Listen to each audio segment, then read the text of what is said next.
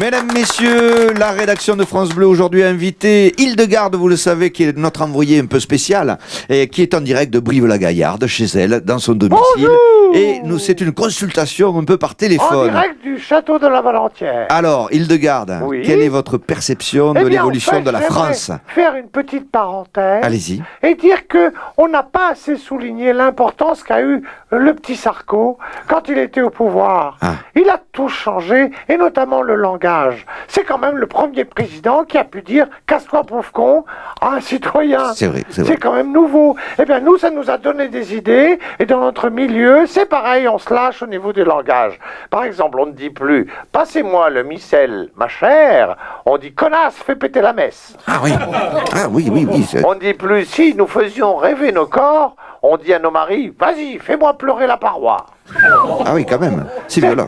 C'est un président de rupture, un président. Ben moi, enfin, j'adore. C'est tendance, c'est branché, quoi. Oui, bien sûr. Alors, autrement, comment vit une femme épanouie en cet automne 2017? Bon, écoutez, c'est la crise. On voyage, mais on voyage différemment. D'accord. Par exemple, moi, je déteste l'Asie. Je n'ai aucun goût pour l'Asie. Mais quand on voit les prix qu'ils pratiquent, on se dit ça serait trop dommage de s'en passer. Autrement, par exemple, avec des amis, on fait toujours du bateau vers Saint-Tropez, on choisit des villages, je crois.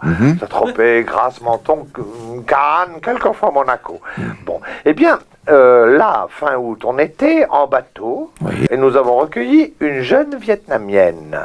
Eh bien, on l'a prise comme nounou et on l'a baptisée Geneviève Marie Blandine Marie-Thérèse Blandine Bernadette. Ah oui, ça la change, oui.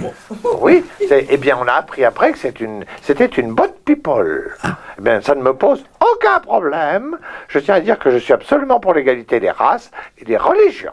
Par exemple, chez nous, Fatima qui fait le ménage est considérée aussi bien que Dolores qui fait la cuisine et que Chiara qui fait le jardin. Blanc, jaune, noir, tout ça, c'est pas déclaré, ça dort au grenier. Votre vie est un voyage. Oui. D'ailleurs, vous tenez un carnet de route passionnant. Ah, mais bien sûr, il m'arrive des choses incroyables en cette rentrée qui, quand même, sociale est assez chaude, active. Figurez-vous que l'autre jour, je faisais des courses à Brive, je me suis retrouvé embarqué dans une manif monstre. Eh bien, en fait, j'ai adoré. J'espère qu'ils vont en refaire tous les samedis, car les magasins sont vides, on passe derrière, on fait les courses, c'est génial, les rues sont bloquées, on peut se garer. Je me demande si je ne vais pas adhérer à la CGT. J'adore manger des saucisses avec les doigts. Ah, c'est sûr. J'adore Mélenchon et ses idées de grève, c'est tellement hype. Enfin, vous risquez la révolution. Mais vous plaisantez, la révolution. Un député qui gagne 30 000 euros par mois, il fait des manifs, oui, mais pour que ça dure. Ah oui. Ah, je vais vous en raconter une autre. L'autre jour, j'étais avec mon mari dans le salon du château. Oui. Et alors il me dit, qu'est-ce qu'on pourrait faire pour les vacances de Toussaint? Alors je dis, je ne sais pas, l'Asie on connaît, l'Amérique on y va tellement souvent, le Brésil on l'a fait plein de fois. Vous êtes blasé un peu. Oui, je lui dis, écoutez, faites-moi rêver. Jean-Édouard Belin, car c'est son prénom, faites-moi rêver. C'est vrai que ça fait rêver, son prénom. J'aimerais faire un truc que j'ai jamais fait. Il me regarde et me dit, connasse, t'as qu'à faire la vaisselle. Ah oui, d'accord. Alors, pour finir, que pensez-vous de Frigide Barjot? Mais quelque part, elle défend notre cause. Quelle cause? Celle de la dure condition de la femme de bourgeois qui ne travaille pas.